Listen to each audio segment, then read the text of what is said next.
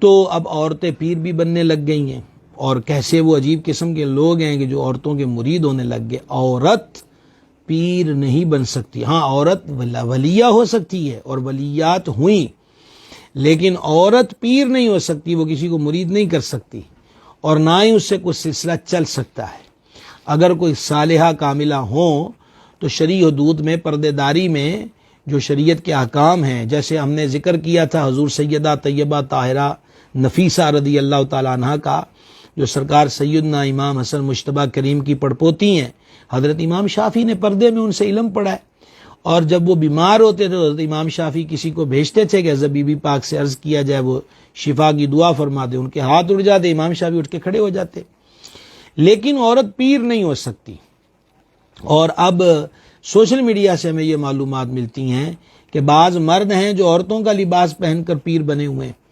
وہ حیدرآباد سندھ کی غالباً کو ویڈیو دیکھی تھی کہ وہاں لہنگے والی سرکار ہے کوئی، تو وہ شام کو لہنگا اور زیورات پہن کر بگی پہ سوار ہو کے تشریف لے جاتے ہیں۔ یہ تماشے ہیں، اور پھر مختلف قسم کے حال حلیے، اور ہم لوگ بھی قائل ہو گئے ہیں کہ کوئی عجیب چیز ہو تو پھر ہے۔ بھئی عجیب ڈھونڈو گے تو عجیب ہی ملیں گی، کوئی نئی چیز تلاش کرو گے تو نہیں ملے گی، پرانی ڈھونڈو جو سرکار کے طریقے والی ہو، جو سرور عالم صلی اللہ تعالی علیہ وآلہ وسلم کی ادا والی ہو۔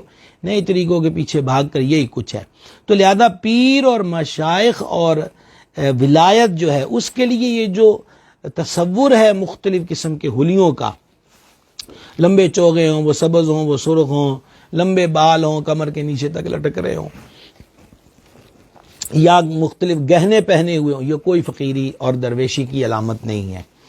سید الطائف حضرت جنید بغدادی نور اللہ مرقدہ کی طرف یہ قول منسوب ہے، اگر کسی کو ہوا میں اڑتا دیکھو اور آگ کو پھانکتا دیکھو لیکن حضور کی شریعت کا مخالف دیکھو تو وہ اللہ کا ولی نہیں ہو سکتا۔ فرماتے تھے تنکا پانی پہ ڈال دو تو وہ بھی تیرتا ہے، ڈوبتا تو وہ بھی نہیں، تو بندہ نہ ڈوبا تو کون سا کمال ہوا۔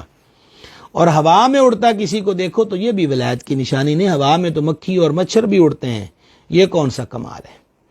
اصل کمال کیا ہے؟ نبی پاک صلی اللہ علیہ وآلہ وسلم کی اتباع اور پیروی۔ تو اب ظاہری بات ہے کہ ایک بندہ بے عمل ہو، سنت کا مخالف ہو، وہ ظلم پر ظلم یہ کرتا ہے کہ وہ اپنی بد اعمالیوں کو صحیح ثابت کرنے کے لیے مزید اس پر جھوٹ اور بابیلا کرتا ہے۔ پھر ہمارے ہاں یہ لوگ کہتے ہیں فلاں پیر صاحب نے تو داڑھی ایک مٹھی سے کم رکھی ہے، فلاں علامہ صاحب تو بہت بڑے عالم ہیں اور انہوں نے داڑھی کم رکھی۔ بھائی آپ نے لا الہ الا اللہ محمد رسول اللہ پڑھا ہے، یا لا الہ الا اللہ فلاں عالم صاحب رسول اللہ پڑھا ہے، فلاں پیر صاحب رسول اللہ پڑھا ہے؟ کلمہ اللہ کے حبیب کا پڑھتے ہو اور حضور کی سنت کی مخالفت میں دلیلیں لوگوں کی دیتے ہو۔ کچھ تو بندے کو شرم اور حیا ہونی چاہیے کہ ہمارا تعلق کس ذات کے ساتھ ہے۔ عالم حجت نہیں ہوتا، عالم کا علم جو قال اللہ اور قال رسول اللہ وہ حجت ہوگا۔ اس لیے بھائی صاحب یہ کوئی نہیں، آپ کو حدیث مل گئی کہ ہمارے آقا صلی اللہ تعالی وسلم نے داڑھی شریف کتنی مقدار کی رکھی، اب آگے کیا ڈھونڈتے ہیں، کس چیز کو تلاش کرتے ہیں؟ پتہ چلا کہ اندر کوئی اور چیز ہے۔ ایک بزرگ رحمۃ اللہ علیہ تو قدرتی ان کی داڑھی نہیں تھی، تو وہ فرماتے تھے کاش مجھ سے کوئی 10,000 روپیہ لے لے اور مجھے داڑھی دے دے۔ ایران کا ایک شاعر تھا، اس کی اشعار کو سن کر ایک بندہ گیا کہ یار ملیں گے، حضور کی شان میں شعر لکھتا ہے، تو گیا تو وہ حجام کے پھٹے پر ملا، داڑھی منڈوا رہا تھا۔ تو اس نے کہا او ہو، میں تو تجھے عاشق سمجھ کے آیا اور تو منہ چھیل رہا ہے۔ وہ شاعر تھا، اس نے شاعری کے لہجے میں جواب دیا میں اپنا منہ چھیل رہا ہوں، کسی کا دل تو نہیں چھیل رہا۔ تو اس آنے والے نے کہا ہاں ہاں، تو دل مصطفیٰ کو خراش پہنچا رہا ہے، کیونکہ حضور علیہ السلام نے فرمایا داڑھی رکھو، مونچھیں ہلکی کرو، میرے دشمنوں جیسی صورت مت بناؤ۔ اس کے بعد بھی کوئی بندہ اور دلیلیں ڈھونڈے، علمان والا فیس۔ اچھا پھر یہ جو ہمارے یہاں کیٹاگریاں ہیں، پیر صاحب فرماتے ہیں اچھا بڑے بڑے عجیب قسم کے، آگے بابا جی نے کہا ہے کہ مریدوں کو کہا کہ داڑیاں منڈوا دو۔ بابے کی کیا اوقات ہے، اس کی حیثیت کیا ہے، وہ ہوتا کون ہے؟ حضور پر نور علیہ السلام نے فرمایا داڑھی رکھو، بابے کی کیا حیثیت ہے؟ ایسے کو تو چپل اٹھانے پہ ملازم بھی نہ رکھا جائے، کجا یہ کہ اس کو پیری کی مسند پر تسلیم کیا جائے۔ ہمارے حضرت صاحب نے یہ کہا، ہمارے پیر صاحب نے یہ کہا، خبردار کلمہ لا الہ الا اللہ محمد رسول اللہ۔ حضرت صاحب وہی ہے جو محمد رسول اللہ کے راستے پر چلائے، پیر صاحب وہی ہے جو محمد رسول اللہ کے راستے پر چلائے۔